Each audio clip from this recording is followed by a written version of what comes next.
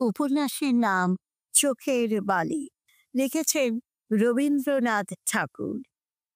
রবীন্দ্রনাথ ঠাকুরের সমস্ত গল্প, উপন্যাস শুনতে অমিত বাংলা সাহিত্য চেক করুন। এটা একটা অমিত বাংলা সাহিত্য রেকর্ডিং। অমিত বাংলা সাহিত্যের সমস্ত কন্টেন্ট পাবলিক ডোমেনের অন্তর্ভুক্ত। আপনি নিজেও যদি এই প্রচেষ্টায় পাশে থাকতে চান, তাহলে দয়া করে আমাদের সাথে যোগাযোগ করুন। আজ তারিখ 6 মার্চ 2025। গল্প পাঠে জেসমিন পারভিন। চোখের বালি, পরিচ্ছেদ 3। রাত্রে মহেন্দ্রের ভালো নিদ্রা হইল না। প্রত্যুষে সে বিহারীর বাসায় আসিয়া উপস্থিত। কহিল, ভাই, ভাবিয়া দেখিলাম কাকিমার মনোগত ইচ্ছা আমি তাহার বঞ্ঝিকে বিবাহ করি। বিহারী কহিল, সেজন্য তো হঠাৎ নতুন করিয়া ভাবিবার কোনো দরকার ছিল না। তিনি তো ইচ্ছা নানা প্রকারেই ব্যক্ত করিয়াছে। মহেন্দ্র কহিল, তাই বলিতেছি, আমার মনে হয় আশাকে আমি বিবাহ না করিলে তাহার মনে একটা খেতে থাকিয়া যাইবে। বিহারী কহিল, সম্ভব বটে। মহেন্দ্র কহিল, আমার মনে হয় সেটা আমার পক্ষে নিতান্ত অন্যায় হইবে। বিহারী কিঞ্চিত অস্বাভাবিক উৎসাহের সহিত কহিল, বেশ কথা, সে তো ভালো কথা। তুমি রাজি হইলে তো আর কোনো কথাই থাকে না। এ কর্তব্য বুদ্ধি কাল তোমার মাথায় আসলেই তো ভালো হইত।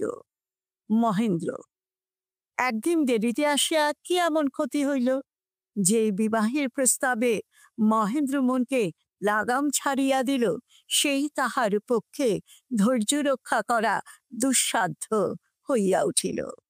তাহার মনে হইতে লাগিল, আর অধিক কথাবার্তা না হইয়া কাজটা সম্পন্ন হইয়া গেলেই ভালো হয়। মাকে গিয়া কহিল, আচ্ছা মা, তোমার অনুরোধ রাখিব, বিবাহ করিতে রাজি হইলাম।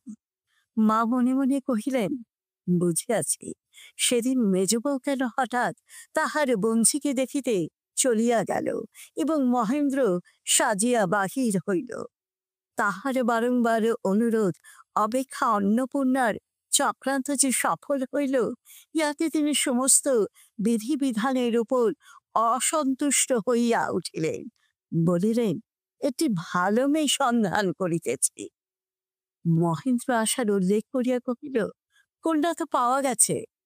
রাজলক্ষ্মী কহিলেন, সে কন্যা হইবে না বাছা, তাহা আমি বলিয়া রাখিতেছি।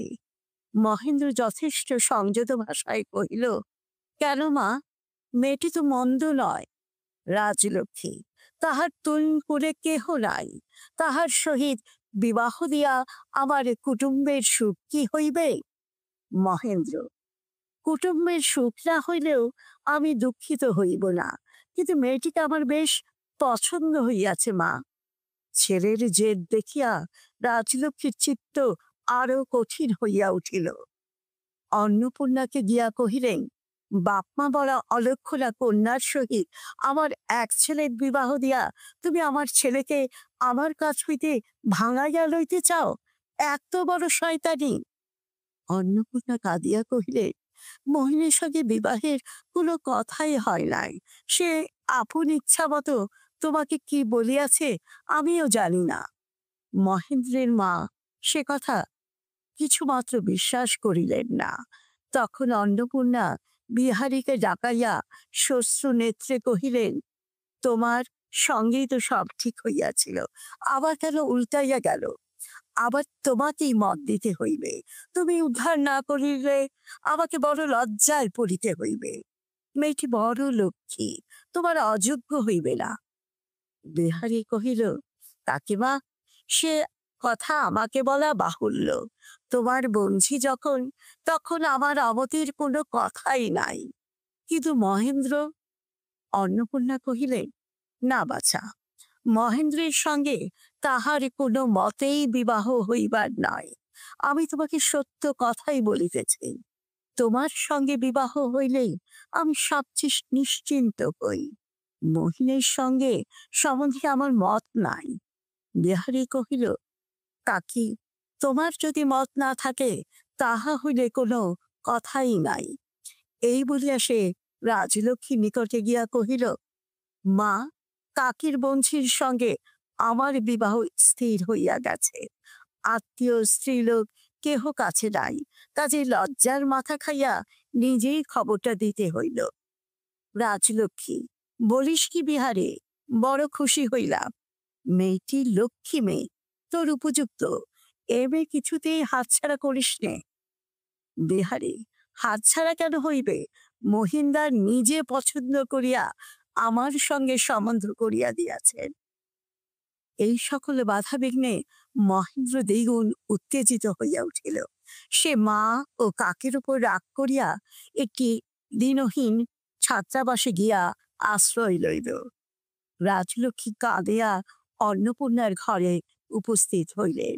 কহিলেন, মেজবউ, আমার ছেলে বুঝি উদাস হইয়া ঘর ছাড়িল, তাহাকে রক্ষা করো।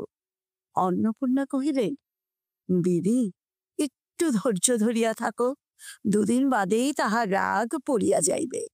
রাজলক্ষ্মী কহিলেন, তুমি তাহাকে জানো না, সে যাহা চায় না পাইলে যাহা খুশি করিতে পারে। তোমার বঞ্ঝির সঙ্গে যেমন করিয়া হোক তার। অন্নপূর্ণা, দিদি, সে কি করিয়া হয়? বিহারীর সঙ্গে কথাবার্তা এক প্রকার পাকা হইয়াছে।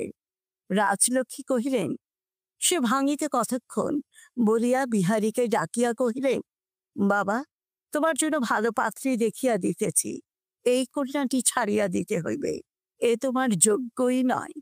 বিহারী কহিল, না মা, সে হয় না, সে সমস্তই ঠিক হইয়া গেছে। তখন রাজলক্ষ্মী অন্নপূর্ণাকে গিয়া কহিলেন, আমার মাথা খাও মেজবউ, তোমার পায়ে ধরি, তুমি বিহারীকে বলিলেই সব ঠিক হইবে। অন্নপূর্ণা বিহারীকে কহিলেন, বিহারী, তোমাকে বলিতে আমার মুখ সরিতেছে না, কিন্তু কি করি বলো? আশা তোমার হাতে পড়িলেই আমি বড় নিশ্চিন্ত হইতাম, কিন্তু সব তো জ্বালিতেছই। বিহারী, বুঝিয়াছি কাকি, তুমি যেমন আদেশ করিবে তাহাই হইবে, কিন্তু আমাকে আর কখনো কাহারও সঙ্গে বিবাহের জন্য অনুরোধ করিও না। বলিয়া বিহারী চলিয়া গেল। অন্নপূর্ণার চক্ষু জলে ভরিয়া উঠিল। মহেন্দ্রের অকল্যাণ আশঙ্কায় মুছিয়া ফেলিলেন। বারবার বোনকে বুঝাইলেন, যাহা হইল তাহা ভালোই হইল।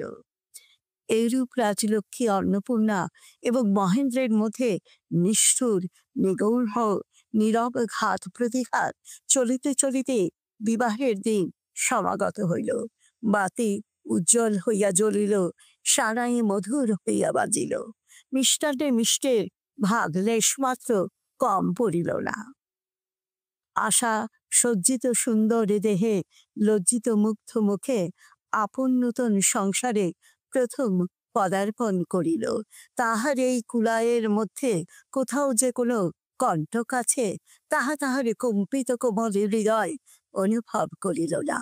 বরঞ্চ জগতে তাহার একমাত্র মাতৃস্থানীয়া অন্নপূর্ণার কাছে আসিতেছে বলিয়া আশ্বাসে ও আনন্দে তাহার সর্বপ্রকার ভয় সংশয় দূর হইয়া গেল।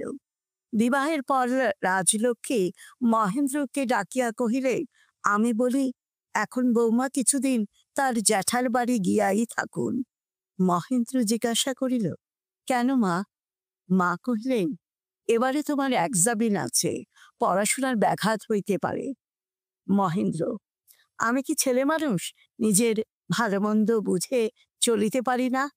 রাজলক্ষ্মী, তা হোক না বাপু, আর একটা বৎসর বই তো নয়। মহেন্দ্র কহিল, বউয়ের বাপ মা যদি কেহ থাকিতেন তাহাদের কাছে পাঠাইতে আপত্তি ছিল না, কিন্তু জ্যাঠার বাড়িতে আমি উহাকে রাখিতে পারিব না। রাজলক্ষ্মী আত্মগত, ওরে বাস রে, উনি কর্তা, শাশুড়ি কেহ নয়। কাল বিয়ে করিয়া আজ এত দরদ। কর্তারা তো আমাদেরও একদিন বিবাহ করিয়াছিলেন, কিন্তু এমন স্ত্রৈণতা, এমন বেহায়াপনা তো তখন ছিল না। মহেন্দ্র খুব জোরের সহিত কহিল, কিছু ভাবিও না মা, এক্সামিনের কোনো ক্ষতি হইবে না। শেষ হলো রবীন্দ্রনাথ ঠাকুরের লেখা চোখের বালি উপন্যাসের পরিচ্ছেদ ৩।